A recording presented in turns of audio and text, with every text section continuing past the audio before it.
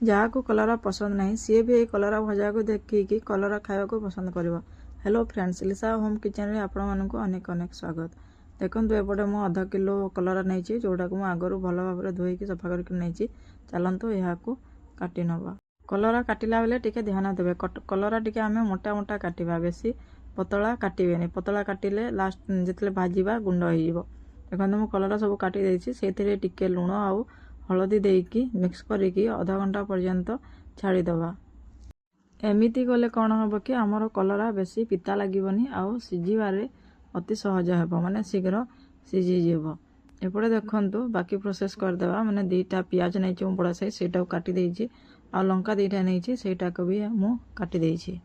କଲରାକୁ rest ଦେବାର ମୋର ଅଧଘଣ୍ଟା ହେଇଗଲାଣି। ତ ଏବେ ସେଇଥିରେ ଯେତିକି ପାଣି ଅଂଶ ଅଛି ମାନେ ସେଇଟାକୁ ଆମେ ଚିପୁଡ଼ିକି ବାହାର କରିଦେବା, ମାନେ ତାର ପାଣି ଅଂଶକୁ ଆମେ କାଢ଼ିଦେବା।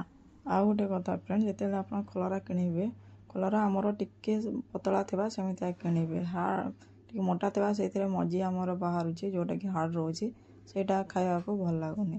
ସବୁ କଲରା ମୁଁ ଚିପୁଡ଼ି ଦେଇଛି। ଚିପୁଡ଼ିଲେ କ'ଣ ହେବ, ଆମର କଲରା ବେଶୀ ପିତା ଲାଗିବନି। ଏପଟେ କଢ଼େଇ ଗରମ ହେଇଯାଇଥିଲା ତ ମୁଁ ହାଫ୍ କପ୍ ସୋରିଷ ତେଲ ଆଡ଼୍ କରିଛି।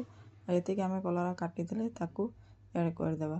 ଆଉ ଟିକେ ଭାଜି ନେବା, ଟିକେ ବେଶୀ ଭାଜିବେନି। ଦେଖନ୍ତୁ ମୁଁ ଏତିକି ପର୍ଯ୍ୟନ୍ତ ଭାଜିବି, ୟାଠୁ ବେଶୀ ଭାଜିବେନି। ୟାଠୁ ବେଶୀ ଭାଜିଲେ କୁଡ଼ମୁଡ଼ିଆ ହେଇଯିବ, ତ ଆମର କଲରା ଭଲ ଲାଗିବନି।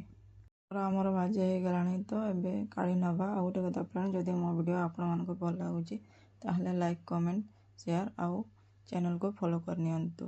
ସେଇ ତେଲରେ ମୁଁ ଜିରା, ସୋରିଷ ଆଉ ସੌଂଫ ଆଡ଼୍ କରିଦେଇଛି। ତେଲ ଯଦି କମ୍ ପଡ଼ିବ ଆପଣ ଟିକେ ଆଡ଼୍ କରିପାରିବେ। ମୋର ସଫିସିଏଣ୍ଟ ଅଛି ତ ମୁଁ ଆଡ଼୍ କରିନି, ସେତିକିରେ ଇନଫ୍।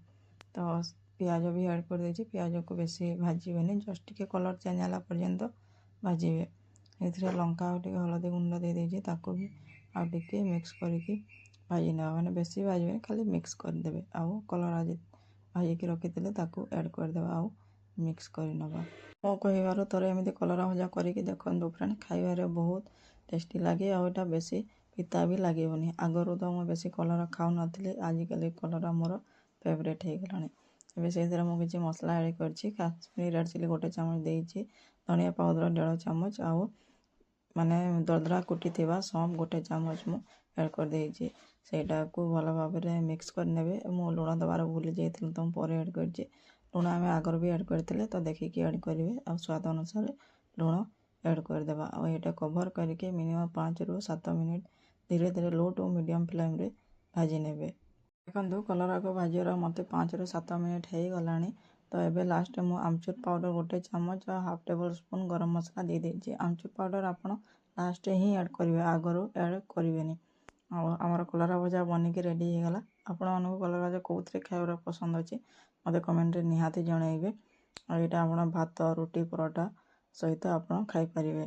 ଆଜିର ମୋର ଏହି ଭିଡ଼ିଓଟି କେମିତି ଲାଗିଲା କମେଣ୍ଟରେ ନିହାତି ଜଣାଇବି। ପୁଣି ଦେଖା ହେବ ଆଉ ଗୋଟେ ନୂଆ ବ୍ଲଗ୍ ସହିତ। ରହିଲି, ନମସ୍କାର ଆଣ୍ଡ ବାଏ ବାଏ।